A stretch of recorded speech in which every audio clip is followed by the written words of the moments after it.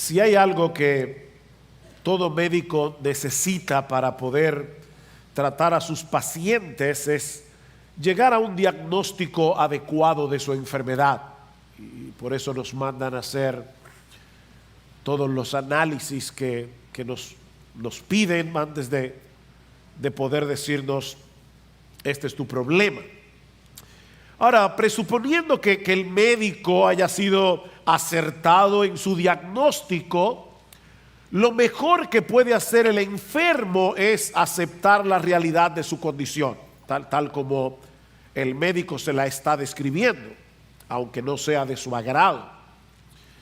Sería una locura desechar un diagnóstico simplemente porque me resisto a pensar que esté tan enfermo como el médico dice, o porque me cause temor o ansiedad el hecho de saber que estoy en esa condición, o lo que es todavía aún peor, rehusar escuchar el diagnóstico para poder seguir viviendo como si no estuviera sucediendo nada, como si yo no tuviera ningún problema, como si todo estuviera bien.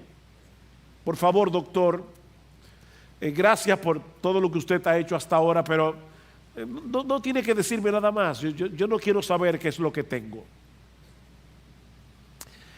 El pasaje que vamos a estudiar en la mañana de hoy, continuando con nuestra serie expositiva de la carta a los romanos, es algo así como una especie de tomografía espiritual de la condición humana. En este pasaje Pablo nos explica, y no olviden que es por inspiración del Espíritu de Dios, por qué el mundo está como está, para luego pasar a describir más detalladamente qué es lo que Dios ofrece en el Evangelio para remediar ese problema. Este no es el diagnóstico de Pablo, esta no es la prescripción de Pablo, esto es lo que dice Dios acerca de ti y de mí, eso es lo que dice Dios acerca de la condición del hombre, esto es lo que dice Dios acerca de lo que Él ha provisto para solucionar de una vez por todas esa condición humana. En ese sentido, este pasaje tan oscuro que ya Sigfrido leyó hace un momento, es en realidad el fondo negro que hace brillar en toda su intensidad el diamante del Evangelio. No tiene sentido decir que el Evangelio es poder de Dios para salvación, como veíamos el domingo pasado cuando estudiábamos los versículos 16 y 17 del capítulo 1, si no existiera ningún peligro del que necesitáramos ser salvados. La palabra evangelio significa buena noticia, pero esa buena noticia comienza con una mala, y no tiene sentido buscar la solución de un problema que no existe. Es como tener en las manos un tratamiento que ha probado ser eficaz para curar el cáncer el 100% de los casos y ofrecérselo a personas que no saben que tienen cáncer. Ya Pablo nos ha dicho en Romanos capítulo 1, versículo 16, que el Evangelio es poder de Dios para salvación. Pero ahora Él quiere explicarnos cuál es el peligro del cual necesitamos ser salvados. En toda esta sección de la carta que va desde Romanos capítulo 1, versículo 18 hasta Romanos capítulo 3, versículo 20, Pablo nos dice que tenemos un serio problema con la justicia de Dios. Un problema que solo Dios puede resolver. Y es como si Pablo, al llegar al versículo 18, hubiera detenido el curso de su argumentación, que llegó hasta el versículo 17, para explicarnos por qué fue necesario esa intervención de Dios para salvar al hombre. Noten la conexión entre los versículos 16 y 17 del capítulo 1 y los versículos 21 y 22 del capítulo 3. Dice, porque no me avergüenzo del Evangelio, pues es poder de Dios para la salvación de todo el que cree, del judío primeramente y también del griego, porque en el evangelio la justicia de Dios se revela por fe y para fe, como está escrito, más el justo por la fe vivirá. Noten ahora 3:21. Pero ahora, aparte de la ley, la justicia de Dios, que ha sido manifestada, atestiguada por la ley y los profetas, es decir, la justicia de Dios por medio de la fe en Jesucristo para todos los que creen, porque no hay distinción. ¿Vieron la similitud entre un pasaje y el otro? Es como los dos panes de un sándwich y en el medio está esta larga disertación de Pablo acerca de la ira de Dios, acerca de la justicia de Dios, acerca del problema que todos nosotros tenemos con el Señor. Dios revela en el evangelio la justicia que Dios nos provee por medio de la fe en Jesucristo. Pero entre un pasaje y el otro, ahora nos explica por qué todos necesitamos esa justicia que Dios nos provee en el evangelio, solo por gracia, solo por Cristo y solo por medio de la fe. Y lo primero que hace Pablo aquí es presentar la acusación de Dios contra la humanidad y las pruebas que sustentan esa acusación. Pablo nos dice en los versículos 18 al 20 que todos por naturaleza estamos bajo la ira de Dios por causa de nuestra impiedad y nuestra injusticia. Ese es el punto de partida del evangelio. Mis hermanos, cuando vas a predicar el evangelio, recuerda que el punto de partida del evangelio no es el amor de Dios, aunque parezca extraño. Dios revela su amor en el evangelio, pero cuando Pablo quiere explicar de qué se trata el evangelio, él no comienza por el amor de Dios, comienza por su ira. Versículo 18 otra vez. Porque la ira de Dios se revela desde el cielo contra toda impiedad e injusticia de los hombres que con injusticia restringen la verdad. Porque lo que se conoce acerca de Dios es evidente dentro de ellos, pues Dios se lo hizo evidente, porque desde la creación del mundo sus atributos invisibles, su eterno poder y divinidad, se han visto con toda claridad, siendo entendidos por medio de lo creado, de modo que no tienen excusa. Dios hace visible lo invisible, su eterno poder y su divinidad.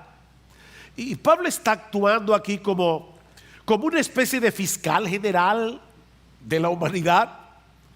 Y nos presenta cuál es el cargo que Dios tiene contra la raza humana. Y es que Él se ha revelado a todos los hombres a través de la creación en una forma muy evidente, pero el hombre ha tomado la decisión de resistir, de restringir esa revelación para no tener que postrarse delante de Él y reconocerle como Dios. La palabra restringir da la idea de contrarrestar una fuerza que nos impulsa hacia el otro lado. El hombre ha decidido darle un golpe de estado al rey del universo. Él ha tratado y está tratando de sacar a Dios de su trono para colocarse a sí mismo en ese lugar. El hombre no quiere reconocer que solo Dios merece gloria,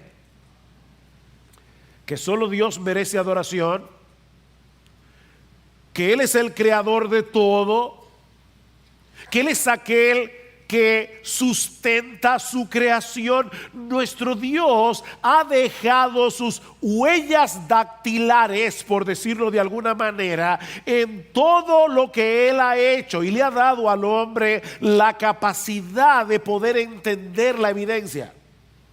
Es a eso que se refiere Pablo cuando dice en el versículo 19 que lo que se conoce de Dios es evidente dentro de ellos, pues Dios se lo hizo evidente. No hay que ser una persona brillante intelectualmente hablando, no hay que tener un PhD para llegar a la conclusión de que Dios existe y de que Él merece ser adorado.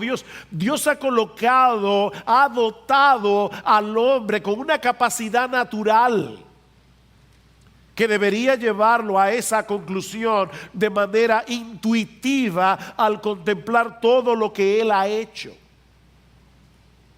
Ahora, eso no quiere decir que la creación nos revela todo lo que necesitamos conocer acerca de Dios como para ser salvos.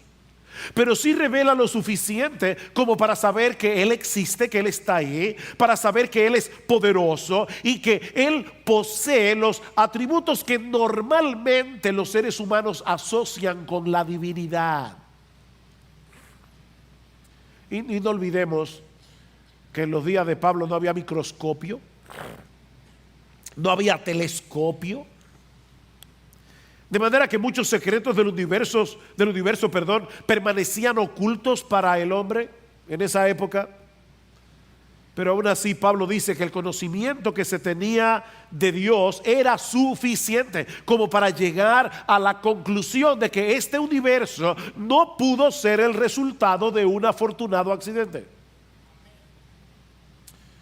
Por simple observación, nosotros sabemos que todo efecto tiene una causa. ¿No es así? Y que la causa debe ser suficiente para explicar el efecto. La pregunta que debemos hacernos es: ¿qué tipo de causa es la que debe haber producido el efecto de este universo maravilloso y de nosotros dentro de él? Imagínate que tú estás escalando el Pico Duarte y en medio de un paraje completamente silvestre, salvaje, te encuentras con un jardín espectacular, como esos que se ven en algunos palacios europeos, algo así como los jardines del Palacio de Versalles, con fuente y todo.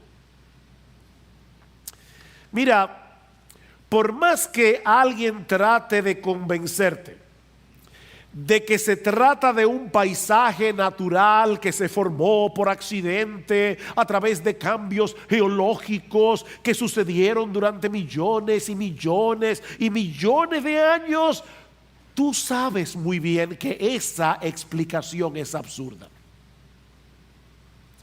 Eso no puede ser. El jardín necesita un jardinero. Ahora, imagínate a un escéptico, van dos escalando al Pico Duarte, uno es creyente, el otro es escéptico. El creyente dice: wow, me gustaría conocer al jardinero. El escéptico dice: ¿cuál jardinero? Yo no veo ningún jardinero aquí. Vamos a sentarnos a esperar, dice el escéptico, a ver si el jardinero aparece. El creyente le dice: mi hijo, yo no tengo que esperar absolutamente nada porque el jardín está ahí. Aunque yo no vea al jardinero, para mí es obvio que este jardín tiene un diseño que requiere la existencia de un diseñador inteligente que plantó y colocó cada árbol en su lugar con un propósito específico. Bueno, lo que Pablo está diciendo en Romanos capítulo 1, versículo 19, es que la creación está repleta de evidencias que nos hablan de un creador omnipotente y lleno de sabiduría que hizo todas las cosas por un plan determinado, predeterminado por él. Eso está tan claro, dice Pablo, que el hombre que no se postra ante Dios en adoración y con un corazón agradecido no tiene excusa. No tiene excusa. Y literalmente lo que Pablo está diciendo aquí es que se queda sin apología, es lo que dice el texto literalmente. No tiene apología para defender su caso cuando él tenga que presentarse delante de Dios en el día del juicio. El hombre sabe que hay un Dios, dice Pablo. Pastor, pero hay ateos. Yo no creo en los ateos. Y yo no creo en los ateos porque Pablo me dice, inspirado por el Espíritu Santo, que no existe tal individuo en el mundo. El problema del ateo no es intelectual, no es que él ha llegado a través de evidencias científicas a la conclusión de que no existe Dios. Es un problema psicológico. A él le repugna la idea de que exista Dios y por lo tanto prefiere pretender que él no existe. Yo no creo en los ateos. Vean lo que dice Pablo en el versículo 21. ¿Por qué no tienen excusa? Pues aunque conocían a Dios, ven, no le honraron como a Dios ni le dieron gracias, sino que se hicieron vanos en su razonamiento y su necio corazón fue entenebrecido. Esa es en esencia la acusación de Dios contra toda la raza humana. El hombre padece de una pecaminosa e inexcusable deshonestidad intelectual. El hombre se hace el tonto. Eso es lo que Pablo está diciendo. Él pretende que no conoce lo que sí conoce. Es un juego mortal, pero es un juego. El hombre pretende desconocer lo que en realidad conoce, y todo eso, dice Pablo, para no tener que honrar a Dios como Dios ni darle gracias. Él nos creó. Él es quien sostiene nuestra vida cada segundo de nuestra existencia. Nuestro corazón sigue latiendo porque Él lo mantiene funcionando hasta el día de hoy. El aire que estás respirando le pertenece a Él. La comida que comemos cada día la provee Él. Las capacidades que nos permiten trabajar y producir nos la dio Él. Dependemos en todo de Él. Pablo dice en Hechos capítulo 17 que Él es quien da vida a todos, vida y aliento y todas las cosas, porque, oigan esto, en Él vivimos, nos movemos y existimos. Amén. ¿Saben que si Dios nos dejara solos por un instante y nos diera la espalda, nos desintegraríamos en el espacio? En Él vivimos, nos movemos y somos. Pero el hombre ha decidido vivir como si Él no existiera. Y eso ha distorsionado por completo nuestra capacidad de razonar en una forma adecuada. Vean una vez más el versículo 21. Pues aunque conocían a Dios, no le honraron como a Dios ni le dieron gracias. Y ahora oigan, sino que se hicieron vanos en sus razonamientos y su necio corazón fue entenebrecido. Negar a Dios en un mundo creado por Él tiene consecuencias, porque obligatoriamente lleva al hombre a tener que plantearse alternativas absurdas de por qué estamos aquí, quién hizo todo eso, alternativas con las que nadie puede vivir coherentemente, y eso entorpece, dice Pablo, el razonamiento humano. Es como cruzar una avenida sumamente transitada y decir los carros son una ilusión. No son una ilusión y vas a ser atropellado.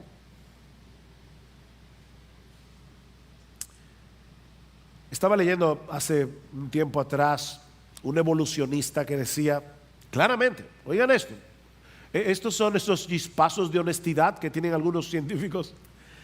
Él dice, me niego a creer en Dios, entonces, ¿qué otra alternativa me queda que no sea la evolución?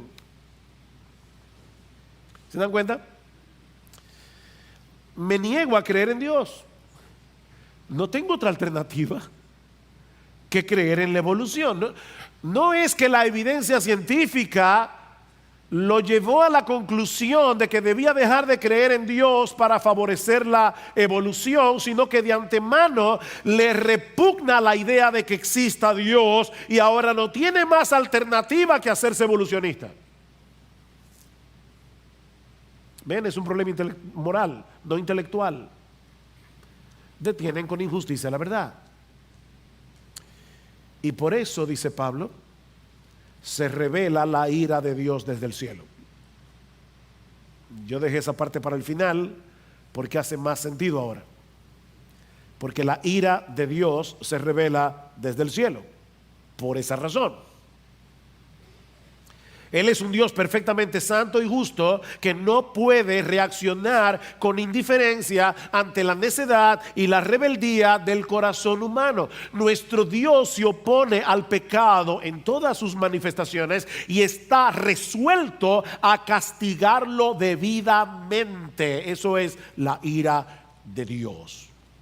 Y en estos días el emperador del Japón claudicó a favor de su hijo, y decía el periódico que el emperador de Japón es una figura completamente decorativa. Él no puede ni siquiera hacer ninguna declaración política. Es una monarquía constitucional, que lo que significa en otras palabras es que el rey no gobierna. Bueno, nuestro Dios no pertenece a ese tipo de monarquía. Él es el emperador soberano del universo.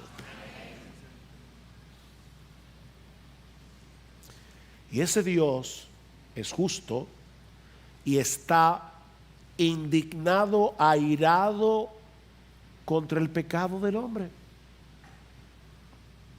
No se trata de una rabia ciega y explosiva, como decíamos el domingo pasado. La Biblia habla de la ira de Dios como una santa repulsión contra todo aquello que es contrario a su carácter santo y justo. ¿Alguna vez te ha sucedido que te has expuesto a algo que es tan contrario a tu naturaleza que te revuelve tus entrañas y te dan ganas de vomitar?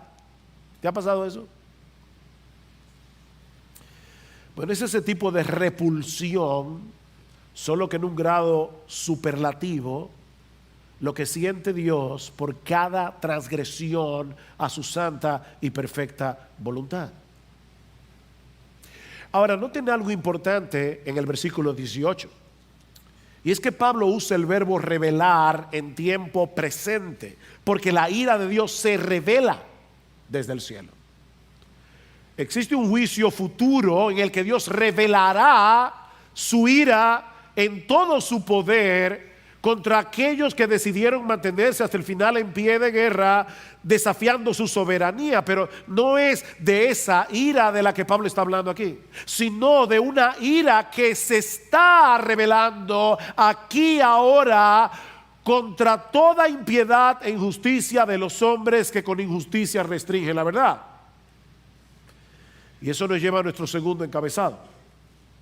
Ya vimos que todos por naturaleza estamos bajo ira, pero ahora Pablo nos va a decir que esa ira divina se revela en el hecho de dejar que los hombres reciban las consecuencias de haber suprimido la verdad con injusticia.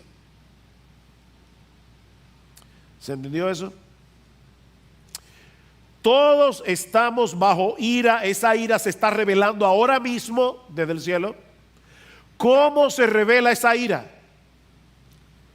Esa ira se revela en el hecho de dejar que los hombres reciban las consecuencias de querer negar lo evidente. Ese es el proceso de razonamiento que se revela en los versículos 22 hasta el final. Pablo nos dice 3 veces aquí que Dios entregó a la raza humana. Dios los entregó a seguir la inclinación de sus corazones. Vean el versículo El versículo 24, por consiguiente Dios los entregó. Versículo 26, por esta razón Dios los entregó. Versículo 28, y como ellos no tuvieron a bien reconocer a bien, Dios los entregó 3 veces. ¿Y por qué Dios los entregó? Bueno, Pablo nos da 3 razones en el texto. En los versículos 22 al 24 nos dice que ellos cambiaron, nosotros los seres humanos, cambiamos la gloria de Dios por los ídolos y por eso Dios los entregó. En el versículo 25 hasta la primera mitad del versículo 26 dice que los hombres cambiaron la verdad de Dios por la mentira y que por eso Dios los entregó. Y a partir de la segunda mitad del versículo 26 hasta el versículo 28 dice que los hombres cambiaron las prácticas sexuales naturales por las que eran contrarias a la naturaleza y que por eso Dios los entregó. ¿Ven la estructura del pasaje? Cambiaron, Dios los entregó, Dios los entregó, Dios los entregó. Primer intercambio: los hombres cambiaron la gloria de Dios por los ídolos. Versículo 22. Profesando ser sabios, se volvieron necios y cambiaron la gloria del Dios incorruptible por una imagen en forma de hombre corruptible, de aves, de cuadrúpedos y de reptiles. Alguien decía que el ser humano es un religioso incurable. Y como fuimos creados originalmente para adorar a Dios y encontrar en Él nuestra seguridad, nuestra satisfacción, el hombre no puede desechar a Dios sin caer en la idolatría. Eso es imposible. Y por favor, no pienses en un ídolo como una estatua de madera o de lo que sea. Un ídolo es todo aquello en lo que tú te amparas para buscar tu seguridad, tu felicidad, tu propósito en la vida que no sea Dios. Eso es un ídolo. Un ídolo, para ponértelo más fácil, es todo aquello que tú pienses: si yo no tengo eso, que no es Dios, yo no puedo ser feliz. Mi vida no tiene sentido sin eso. Bueno, eso, ponle lo que tú quieras ahí, eso es tu Dios. Decía Juan Calvino que el hombre es una fábrica de ídolos. Vivimos fabricando ídolos. El hombre busca desesperadamente en las cosas creadas lo que solo puede encontrar en el Creador, y por eso experimenta una profunda insatisfacción. Y lo irónico de todo esto es que al negarse rendirle adoración al que merece adoración, el hombre cree que se está haciendo más sabio cuando en verdad se está volviendo más necio. Ven, profesando ser sabios, es decir, pretendiendo que se está haciendo más sabios, se volvieron necios. ¿Y cómo se evidencia esa necedad? En el hecho de cambiar la gloria del Dios incorruptible en semejanza de imagen en forma de hombre corruptible, de aves, de cuadrúpedos y de reptiles. Pablo parece estar pensando aquí probablemente en el Salmo 106, versículo 20, porque inclusive las palabras que se usan son muy similares, donde el salmista nos dice que los israelitas del tiempo de Moisés, recuerdan cuando hicieron el becerro de oro, cambiaron la gloria del Dios de Israel por un buey que come hierba. Eso es absurdo. Pero esa es la necedad a la que llega el hombre cuando rehúsa reconocer lo que es evidente, que solo Dios merece ser adorado. Versículo 24. Por consiguiente Dios los entregó. Los entregó a la impureza, a la inmundicia, en la lujuria de sus corazones, de modo que deshonraron entre sí sus propios cuerpos. Dios los entregó. Y eso no quiere decir que Dios mueva a los hombres hacia la impureza, sino más bien que como parte de su castigo, Dios los entregó a seguir los impulsos depravados de sus propios corazones. ¿Tú quieres hacer tu voluntad? Mi castigo será dejarte hacer tu voluntad. Alguien ha dicho: Dios en su justicia Dios en su ira los deja hundirse más profundamente en el lodazal que han escogido. Dios los entregó. Por eso dice que los entregó a la impureza en la lujuria de sus corazones. Ven, esa lujuria ya estaba ahí. No fue Dios que los hizo lujuriosos. Esa lujuria ya estaba allí. Pero Dios, como castigo, soltó las amarras. Por decirlo de alguna manera, Dios como castigo dejó que el barco siguiera su curso corriente abajo. Dios los entregó.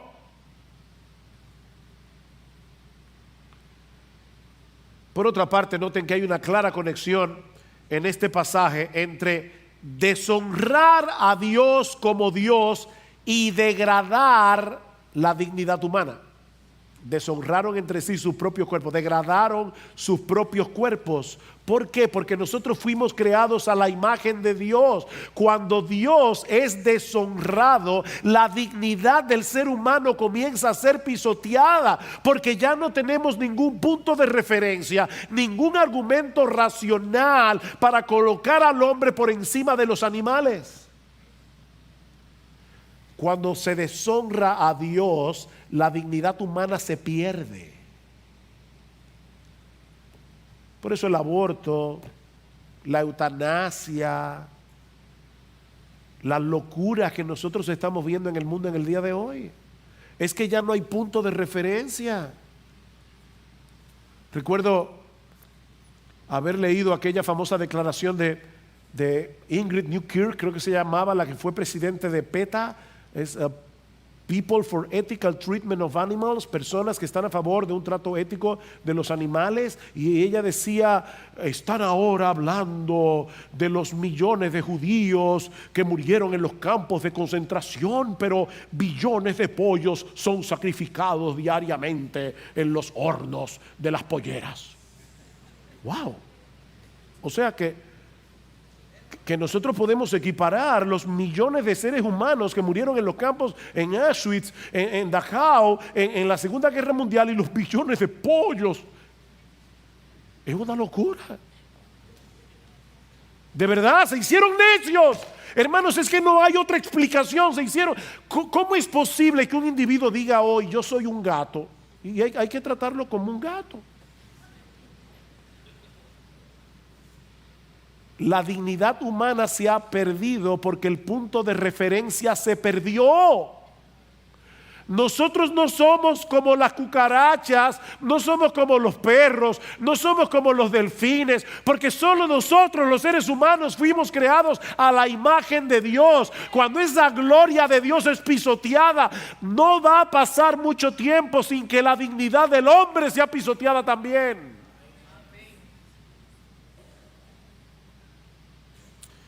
Segundo intercambio,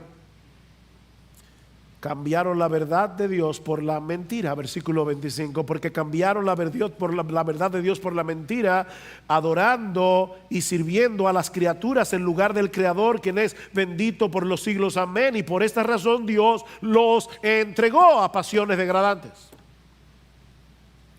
Otra vez, cambiaron y Dios los entregó. Adorar a Dios como Dios es ver las cosas como son, y por lo tanto es vivir conforme a la realidad. Es así de sencillo. Si el hombre decide adorar y servir a las criaturas, está abrazando la mentira como si fuera la verdad. Porque ninguna criatura puede ser más digna de adoración que aquel que la creó. ¿No es así? ¿Y saben lo que eso produce en el ser humano? Una severa distorsión de la realidad.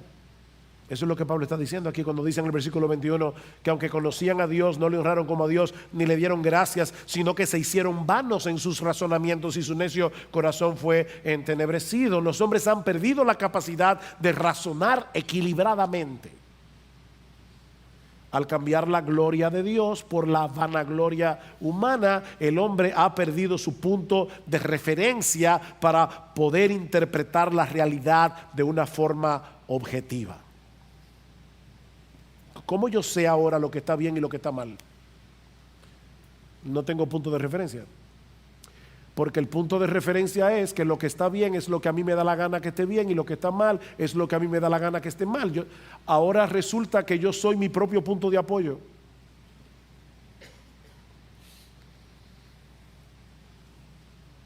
Perdimos el norte.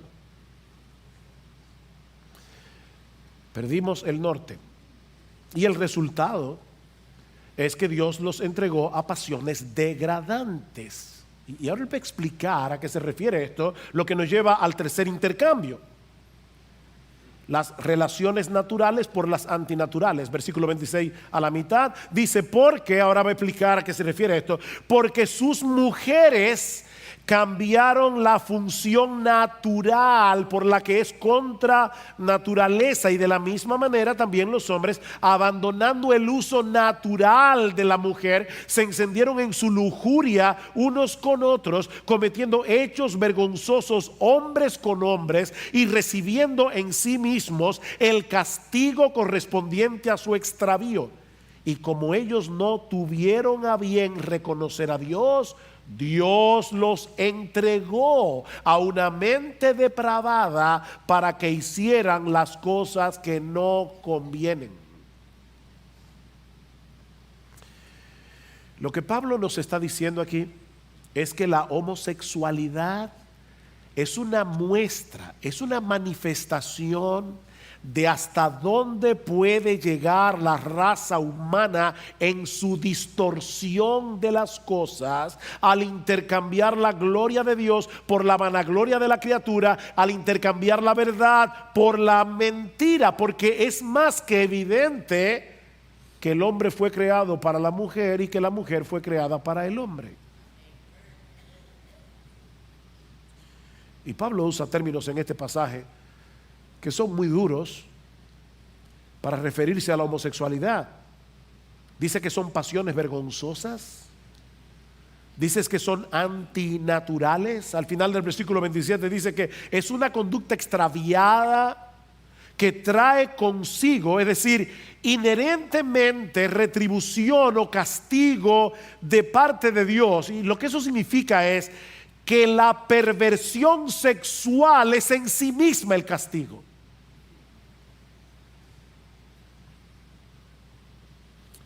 Sí, son palabras fuertes, pero esa es la opinión de Dios revelada en las Escrituras. Y lo más amoroso que nosotros podemos hacer con un homosexual es decirle que está en pecado, pero que hay esperanza para él en Cristo. No somos homofóbicos, no amamos a los homosexuales, amamos a los homosexuales. Y por eso les decimos la verdad. La conducta homosexual es una violación al orden establecido por Dios cuando hizo al hombre para la mujer y la mujer para el hombre. Es por eso que Pablo dice que es contra naturaleza.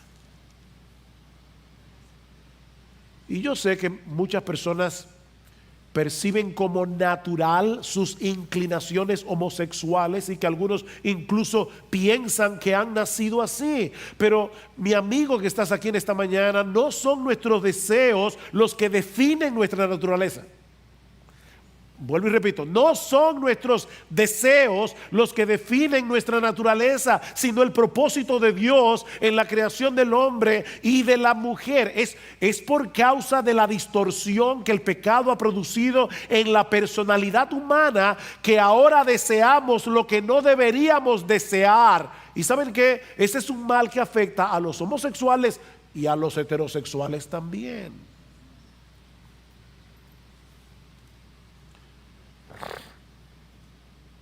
El deseo de un hombre casado por otra mujer que no sea la suya no le pone un sello de aprobación al adulterio.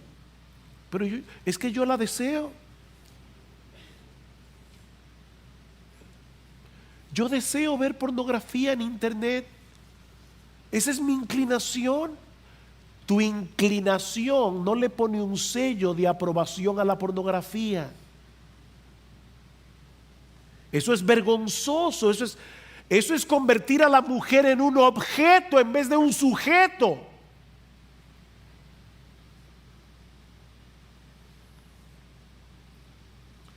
No son nuestros deseos los que definen lo que está bien y lo que está mal. De manera que la práctica homosexual es un pecado, independientemente de lo fuerte que pueda ser la inclinación del que lo practica, porque violenta el diseño original de Dios para la sexualidad y para el matrimonio. Ahora noten que la homosexualidad no es el único pecado que se condena en este pasaje como fruto de la idolatría. Escuchen lo que Pablo sigue diciendo en el versículo 28.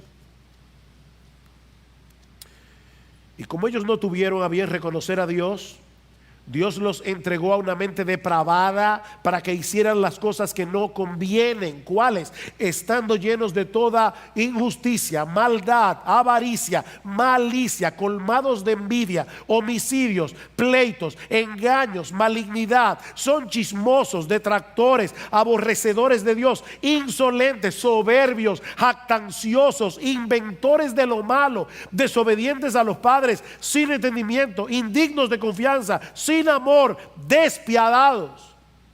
Wow. Es increíble ver cómo Pablo conecta en esta lista a los homicidas con los chismosos. ¿Vieron? A los aborrecedores de Dios con los insolentes y con los desobedientes a los padres.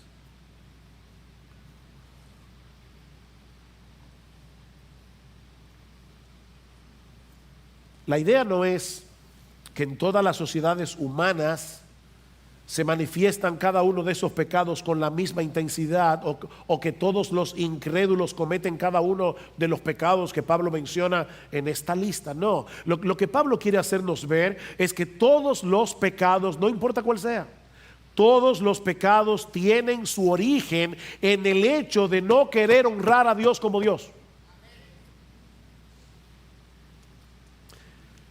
Todos somos igualmente culpables, porque todos hemos cambiado la gloria de Dios por la vanagloria de los hombres, y todos hemos cambiado la verdad de Dios por la mentira. Unos lo manifiestan de una manera, otros de otra, pero todos hemos detenido con injusticia la verdad, y todos tendremos que dar cuenta de eso algún día en el tribunal de Dios, incluyendo los religiosos moralistas que quieren salvarse por sus propios méritos. Eso también es detener con injusticia la verdad.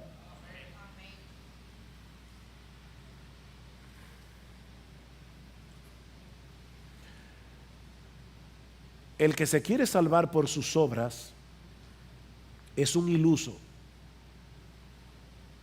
que está distorsionando la realidad.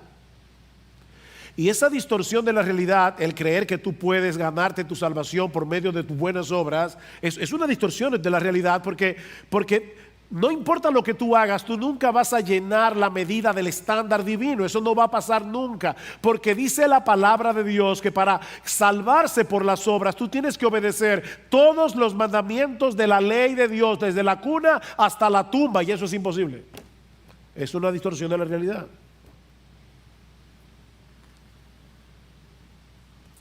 De ahí la conclusión de Pablo en el versículo 32. Los cuales, aunque conocen el decreto de Dios, que los que practican tales cosas son dignos de muerte, no solo las hacen, sino que también dan su aprobación a los que las practican. Ahora Pablo se fue más lejos. Ahora Pablo está diciendo no solamente que todos los hombres saben que Dios está ahí, no solamente que por la creación sabemos que existe Dios. Ahora Pablo está diciendo que todos los hombres traen de fábrica una conciencia moral que les dice que existe lo bueno y lo malo. En todo el planeta Tierra, todos los seres humanos tienen una conciencia. y que lo malo debe ser castigado y lo bueno debe ser recompensado. Eso es parte del conocimiento innato que Dios ha puesto en todos los hombres, no solo de su existencia, sino de que Él es un gobernador moral que pasa juicio sobre sus criaturas. Pero el hombre no solo ha decidido ir en contra de las reglas de juego impuestas por el Creador, sino que al mismo tiempo ha decidido promover reglas de juego contrarias, dice Pablo. No solo las hacen, sino que dan su aprobación a los que las practican. ¿Por qué hay heterosexuales que van al desfile de orgullo gay? Porque eso parece ser de mente abierta. Yo no soy homosexual, pero soy un tipo de mente abierta. Y yo doy mi aprobación. O sea, no se contentan con ser rebeldes a la voluntad de Dios, sino que son activistas en contra de la voluntad de Dios. ¿Cuál es el afán de la ONU? ¿Cuál es el afán de todas estas multinacionales en querer imponer una agenda inmoral en los países? ¿Cuál es el afán? Y podemos buscarle explicaciones. Mira, es que hay un asunto de dinero envuelto allí, y yo sé que hay muchas cosas que se mueven con mucho dinero, pero el problema en la raíz es el odio del hombre por Dios.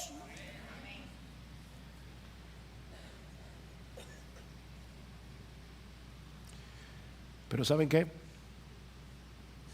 Es aquí precisamente donde el diamante del Evangelio brilla en toda su intensidad. Porque todo lo que Pablo ha dicho hasta aquí es para poner en contexto lo que ya dijo en los versículos 16 y 17. Porque no me avergüenzo del Evangelio, pues es poder de Dios para la salvación de todo el que cree, de todo el que cree. Y todos están en esa lista que Pablo ya mencionó en Romanos 1:18 en adelante. Todo aquel que cree, del judío primeramente y también del griego, porque en el Evangelio la justicia de Dios se revela por fe y para fe, como está escrito, mas el justo por la fe vivirá. A ver, la buena noticia del Evangelio comienza con una mala. El hombre ha pecado gravemente contra Dios. El hombre ha detenido con injusticia la verdad. Habiendo conocido a Dios, ha decidido pretender que no lo conoce. Y Dios manifiesta su ira desde el cielo contra esa impiedad, contra esa injusticia, dejándolos cosechar los frutos podridos de su extravío. Dios los entregó. Pero, ahora escuchen lo que hizo Dios para resolver ese problema. En la carta de Pablo a los romanos, la palabra entregar aparece 4 veces. 3 ya las vimos en el capítulo 1. ¿Saben dónde está la otra? Entonces, ¿qué diremos a esto? Si Dios está por nosotros, ¿quién estará contra nosotros? El que no eximió ni a su propio Hijo, sino que lo entregó. Oh, aquí está la palabra otra vez. Lo entregó por todos nosotros. ¿Cómo no nos concederá también con Él todas las cosas? El mismo Dios que entregó a una humanidad pecadora a seguir los impulsos de su corazón, ese mismo Dios entregó a su Hijo y cargó sobre Él la ira omnipotente que todos nosotros merecemos por nuestros pecados, para que todo aquel que Él cree en Él no se pierda, mas tenga vida eterna. Sí, Dios también a Él lo entregó. Dios a Él también lo entregó. Todos los pecados que encontramos en Romanos 1, incluyendo la homosexualidad, y todos los que se mencionan a partir del versículo 29 serán perdonados solo por creer en Cristo. ¿Saben por qué? Porque Dios, el Hijo, se presentó delante de Dios, el Padre, y le dijo: Señor, todos toda la ira que merecen los homosexuales y las lesbianas, toda la ira que merecen los chismosos, los lujuriosos, los malvados, los avariciosos, los colmados de envidia, los homicidas, los pleiteros, los engañosos, los malignos, los detractores, los aborrecedores tuyos, los insolentes, los soberbios, los jactanciosos, los inventores de males, los desobedientes a los padres. Señor, toda la ira santa que ellos merecen por causa de sus pecados, oh Señor, arrójala sobre mí.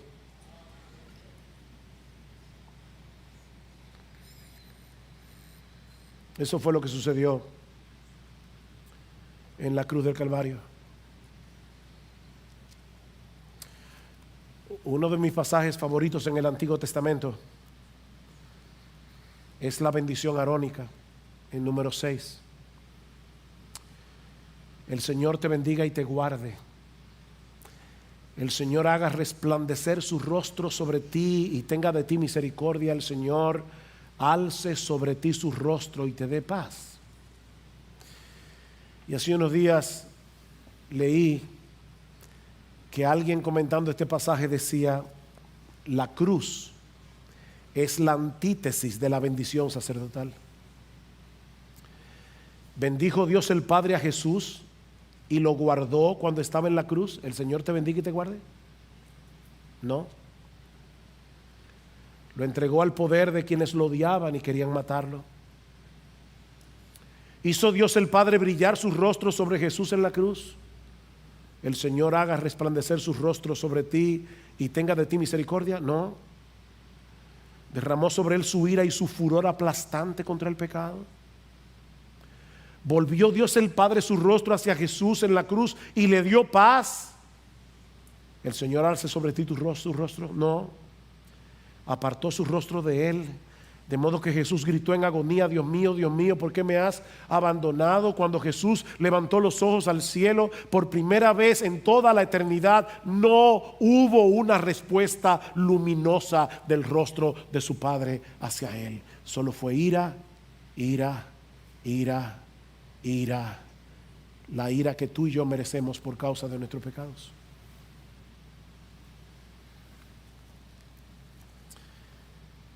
Ese es el mensaje del Evangelio,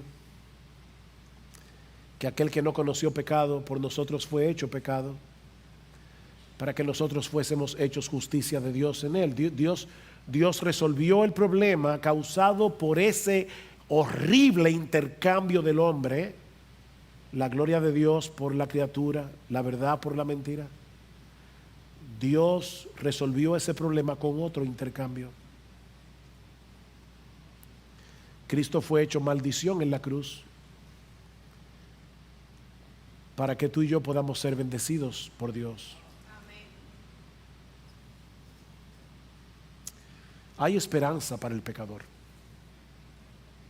independientemente de sus inclinaciones sexuales, porque hubo uno que estuvo dispuesto a asumir nuestro lugar en la cruz del Calvario, uno que puede transformarnos en el asiento mismo de nuestra personalidad para que podamos funcionar de acuerdo al diseño de Dios. Escribiendo a los Corintios, Pablo les recuerda que ningún pecador impenitente heredará el reino de Dios. No erréis.